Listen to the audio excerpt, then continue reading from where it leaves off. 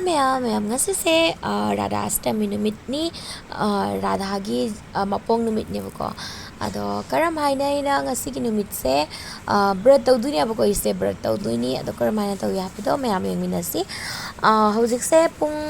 ayuk ki pung mari tare ay karang na hugatli puja ke tawda borti ko. Nata di nang na di ko angangi school gi tiffin bu se mane school buthin bane ay kithabak kai gaglusan laga taw dunya puja de ko aduga husband jo duty chatuni na nangna de duna pung mari da hogalaga imung magon sumang hai tare mya loina season khomjan tawre adu matung da loina wai tai tho e mapan jana ising na haida cham do e wiper ching thoga do manung jis loina wai sila wai tai na loi re sit na loi salle hojik se pung Dugam di kuina jang debo ko manga rom ta dore ko manga rom ta dore hojik lujero la e mayam hojik ai lujana la e ko irujara kare hojik manga ta dore ko mayam lai puja mu thorake puja ta bodu utre mayam puja loire ga hojik walking akang chat kana ko walking to bu la e khai ni de rai abhi 5:30 होने वाला है हां कितना बजे Good morning everyone. Morning. Good morning. Happy RadhaAshtami. Happy RadhaAshtami.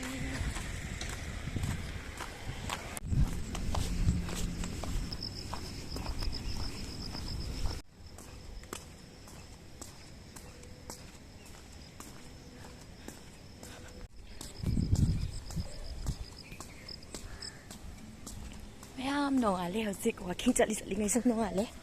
Ai sam su sum kang nge ka ba ka ma ko. Hojik mayam yum da chatlani.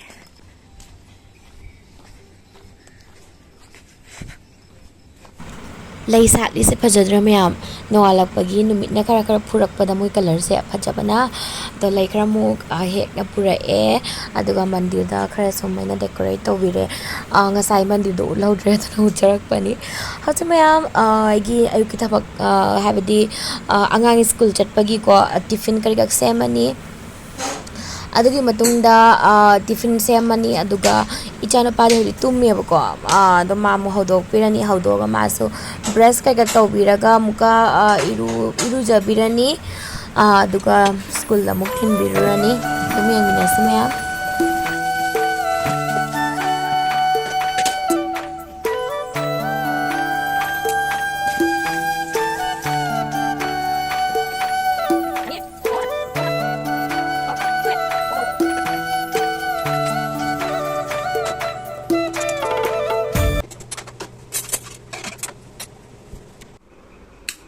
Ria, hawala ba nang? Oy? Ichana pasu hawalaga bathroom da brush tawalame aduga lujabi duni ko lujabadi matom da sum lujaji ba do re so khona aina khar yeng da ya de angang ni na ko yanam khajitang len gai lak pani ba ko do yanam se balcony da thamba yanam se oi de ba amaga mule ba ko mayam do naina aikogi nga gi cartoon da thabane ba do di phaje ba ko ado hojik matam leitre ma khara kumdha nei len doi doi yanam do ko aduna khajitang amani mana mani chong ba se sum lela la e paratha hodui ni ba ko magi tiffin nga si alu paratha haptoi ni ado alu paratha se ngasi telo kari kam ta chawar doi ni na ko ai gi budi bread ni aduga mogina kaino ni ramis taw duni ba aduna tilaw ko kam ta hapo yanam sekas ma hapiraga paratha sum haurani aduga magi fruit tiffin water bottle ka lo ready tawre aduga maraks da zugoi jana ba mo uniform ka loina set pirani no alak pagi thabak se myam haina kana de sum chilli myam hojik paratha se ready hoire hawdo man bro myam recipe pamagadi haibiro o ese paratha hobo yam haibani hojik loina ready hoire paratha se ready hoire water bottle fruit tiffin adu ichana pas ready hoire school chapagi damakta mayam hojang thela malai hojik no ala pai thabak se mayam khai kana de hojik ma gi mu ko breakfast sem birani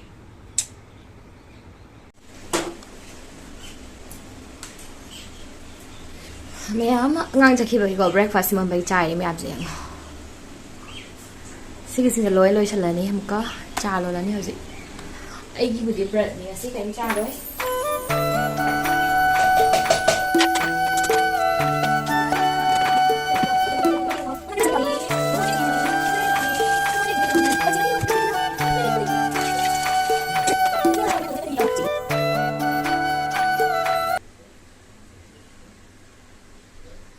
breakfast pibire breakfast piraga mado charaga ko magi thabak chatkre ado ina hoji laise ga hek thangna leibina ba yirum manak leibina ba bina didi oida chapro laine ba ko khoi ayuki sa sum puna thakpine ba ko ado ngasi de gi brat ni naidi yaudre magi damak talon na purak pani aduga ma se brat taw leirame ba ko ayu khodi ma se brat taw da bani adu kangde ma se ko layam chaba do do e ba ko aduna ma se brat taw hi haire e आपने भी रखा है चाय नहीं पियोगी फिर आप तुम भी पीते हैं हाँ मैं चाय नहीं पीती हूँ बहुत अच्छा किया आपने रख दिया बिना दी ने भी व्रत रखी है पूजा करेंगे हाँ दोपहर के टाइम पूजा करेंगे लाई नुमित ina mayam chandan se namchalle aduga ke badi kaim ke de mayam kaim tai de only sunscreen tai re aduga hojik fi kai ga khara sum lei ba khot podo sudo e ba ko suraga fi se phodo ni phodo ga muka hojik mapan chatoi ni ba ko mapan da badi phal kai ga le ba chatoi ni mayam ay hojik ko thabak lore ko ayuki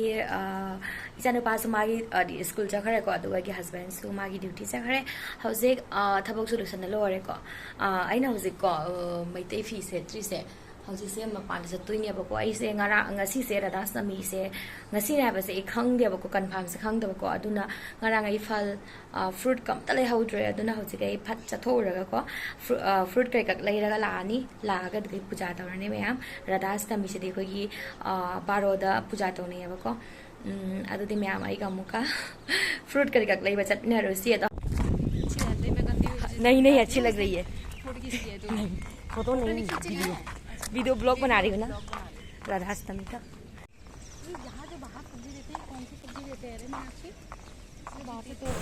सब्जी लेबा लाकपने बको ma'am अदो सदा कई showroom की type दा लेये बको अदुगा को कोई मूर्ति फजा फजा डेकोरेशन की पोट याम फंगेबा अदुगा अइंगोंदा को राधाकृष्ण की मूर्ति से लेते अदुना को आई ngasi से राधाअष्टमी सोइबनिना जन्माष्टमी दस लई खलम बने बको लई हौद्रे अदुना हौजिक राधाअष्टमी निमित्सदा राधाकृष्ण की मूर्ति मा लेरा पुरे मैम अदुगा सब्जी से यंगो मैम लाइन मैम से ओ माय गॉड फतना कुइना चंगरे को फतना कुइना चंगरे अदो हलागा को इसे पुंग बारो की ममांग पूजा से लोइसन दोइनिना को yang na khoi kai haini thong ba thak bia mama kher hoba khotpa mama kai utre ko myam kai no haiba dengon da matam do leitre ba ko chen na tau gre ba ko aduna myam adai de namja hodre sum puja tau ba gi se